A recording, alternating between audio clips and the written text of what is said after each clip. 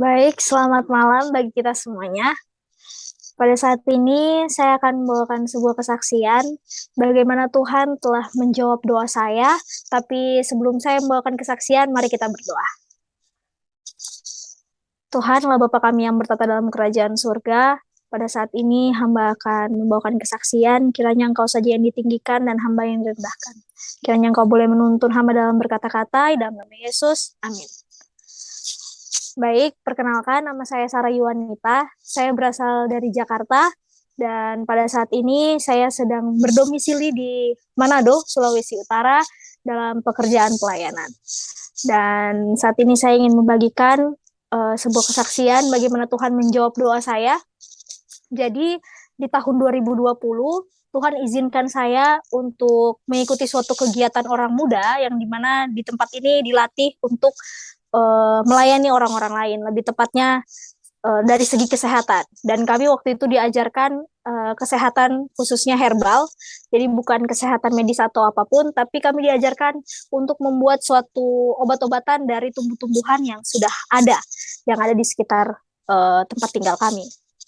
Dan setelah kegiatan tersebut selesai, saya dikirim di suatu tempat di Sulawesi Utara bersama dengan satu orang teman. Jadi waktu itu saya dan teman saya dikirim di Desa Nanasi, Kecamatan Poigar, Kabupaten Bolang Mongondo, Sulawesi Utara. Jadi waktu itu kami dikirim di sana untuk melayani, lebih khususnya juga di segi kesehatan selama 10 bulan, kurang lebih 10 bulan. Dan waktu itu di tahun 2020 itu maraknya COVID ya, jadi sangat sulit untuk pergi dari rumah ke rumah, apalagi waktu itu orang baru, dan saya dari Jakarta, dan teman saya ini berasal dari Sumatera Utara. Jadi banyak orang yang masih belum percaya akan kedatangan kami, karena mereka pikir kami akan membawa virus COVID-19. Karena waktu itu kan masih awal-awal ya, jadi wajar aja mungkin mereka agak takut. Tapi kami tidak berhenti di situ saja, kami tetap berdoa, karena saya percaya waktu itu Tuhan menuntun kami untuk pergi di desa tersebut untuk membantu mereka, lebih tepatnya dari segi kesehatan. 1-2 minggu saya dan teman saya di desa itu, saya berdoa kepada Tuhan. Saya bilang, Tuhan, saya butuh pasien yang dimana pasien ini memerlukan pertolongan setiap hari. Jadi kalau boleh kirimkan saya atau pertemukan saya dengan orang-orang yang sakit yang bisa saya kunjungi setiap hari sehingga saya bisa obati orang-orang tersebut. Dan akhirnya Tuhan menjawablah doa saya dengan teman saya. Jadi waktu itu kami bertemu dengan beberapa oma dan opa yang memang sakit, dan sehingga sakit ini eh, lebih ke kayak luka-luka ya. Jadi memang masih basah lukanya sehingga tiap hari harus pergi ke rumah pasien tersebut, sehingga Tuhan telah menjawab doa-doa daripada kami.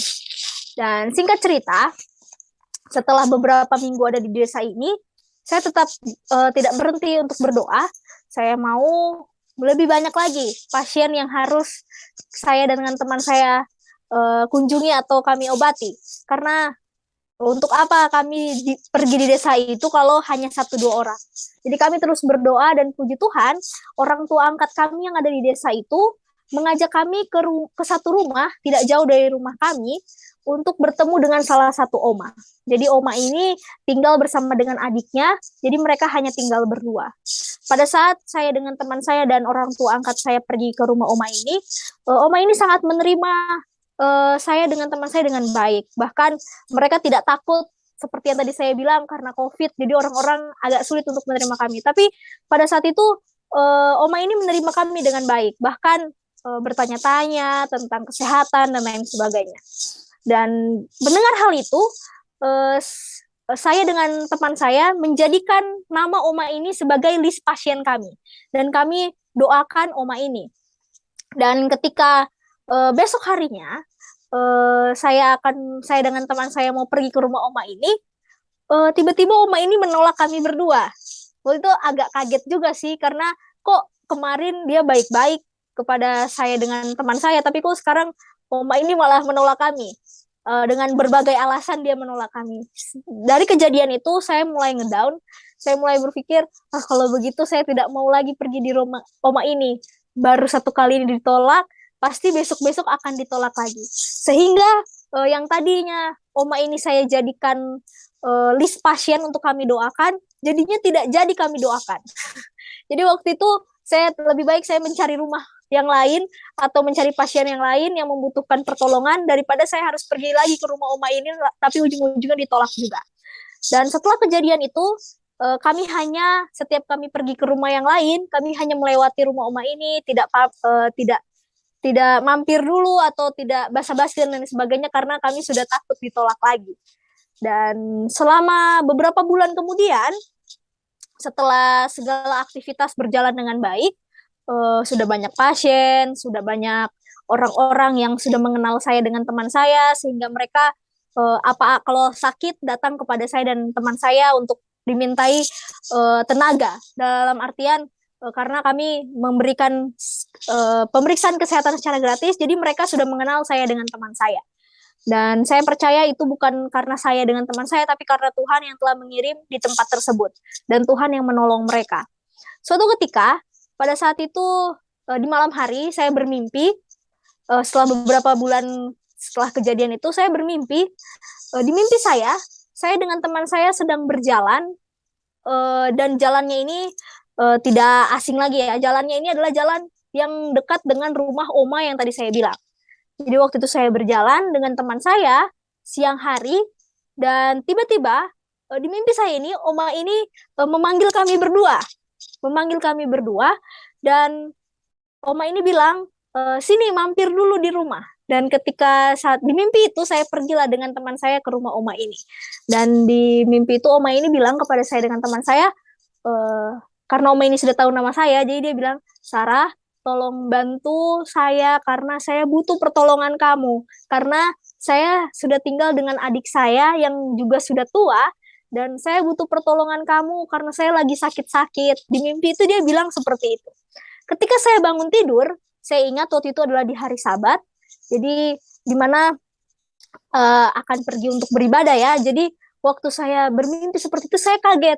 Dan saya bertanya-tanya, kenapa saya tiba-tiba mimpi seperti itu? Dan saya berdoa, saya bilang, Tuhan, kalau memang Tuhan izinkan saya mendapat mimpi itu, tolong hari Sabat ini, setelah saya pulang gereja, saya diizinkan Tuhan untuk boleh pergi ke rumah oma ini. Tidak ada halangan apapun. Karena setelah kejadian mimpi itu, saya langsung terus terpikir dengan oma ini. Kenapa di mimpi ini oma bilang, tolong saya karena saya butuh pertolongan kamu, seperti itu. Dan akhirnya Tuhan menjawab doa dari saya. Setelah pulang gereja, tanpa ada halangan apapun, kami pergi ke rumah oma ini, dan saya cerita ke teman saya bahwa tadi malam saya mimpi seperti ini, jadi mari kita pergi ke rumah oma ini. Dan saudara-saudara tahu, ketika saya pergi di rumah oma ini menerima saya dengan teman saya dengan sangat baik. Bahkan pada saat itu, dia mengucapkan kata-kata yang sama seperti di mimpi saya. Dia bilang bahwa dia membutuhkan pertolongan karena saya sakit-sakit. Dia bilang seperti itu. Dari situ saya merasakan bahwa ternyata di mata Tuhan tidak ada satupun yang berbeda. Mau dia menolak saya dan lain sebagainya, tapi di mata Tuhan semua sama. Dan pada saat itu saya merasa terkagum dengan cara Tuhan, karena melalui hal itu, Tuhan mengingatkan saya dan menegur saya kembali bahwa oma ini pun adalah orang yang dikasihi oleh Tuhan. Jadi jangan pernah saya membiarkan, sekalipun dia menolak saya, tapi bagi Tuhan, dia adalah orang yang Tuhan kasihi. Dan setelah kejadian itu, setiap hari kami pergi ke rumah oma ini. Saya dan teman saya membawa jus herbal untuk membantu akan kesehatan dari oma tersebut. Dan puji Tuhan, setelah kami bantu dalam pengobatan, oma ini cerita kepada saya dengan teman saya. Dia bilang, selama ini tidak ada orang yang mau datang ke rumah saya. Karena saya sakit-sakitan, lebih tepatnya seperti sakit gula, kolesterol, dan juga asam urat. Sebenarnya itu sangat simpel bagi saya pada saat itu, tapi ternyata bagi oma ini, dia sangat membutuhkan pertolongan. Karena dia sudah sangat tua, dia sudah tidak tahu mau pergi menggunakan apa, dan ketika Tuhan izinkan saya dengan teman saya untuk boleh pergi ke rumah oma ini, dengan cara Tuhan melalui mimpi, oma ini sangat senang. Bahkan dalam waktu 2 minggu, Oma ini bisa normal semuanya, gula darahnya, kolesterolnya, asam uratnya semuanya normal. Dan semenjak saat itu, saya dengan teman saya setiap hari pergi ke rumah Oma ini, membantu Oma ini, bukan hanya dari segi kesehatan, tetapi juga membantu untuk membersihkan pekarangan rumah dan juga pekerjaan rumah yang lainnya. Saya percaya pada saat itu Tuhan mengajarkan saya untuk mengasihi orang lain juga, bukan hanya diri sendiri, bukan hanya orang-orang yang membutuhkan saya dengan teman saya, tetapi juga orang-orang yang sempat membuat saya kecewa dan lain sebagainya. Jadi melalui kesaksian ini, saya harap bisa menjadi kekuatan untuk kita semua, dan saya memanggil kita semua, mari kita selalu berdoa, jangan pernah putus dalam doa, karena Tuhan pasti akan selalu menjawab doa-doa kita semua.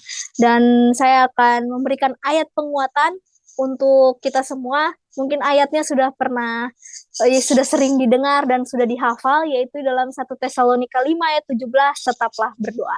Sekian kesaksian saya, Tuhan Yesus memberkati. Mari kita berdoa. Bapak yang baik, terima kasih banyak. Kiranya melalui kesaksian ini boleh menguatkan kita semua, sehingga nama Tuhan saja yang ditinggikan dan dimuliakan. Terima kasih Bapak atas pengalaman yang Kau telah berikan kepada hamba. Kiranya pengalaman ini boleh menguatkan kita semua. Terima kasih Tuhan, dalam nama Yesus. Amin.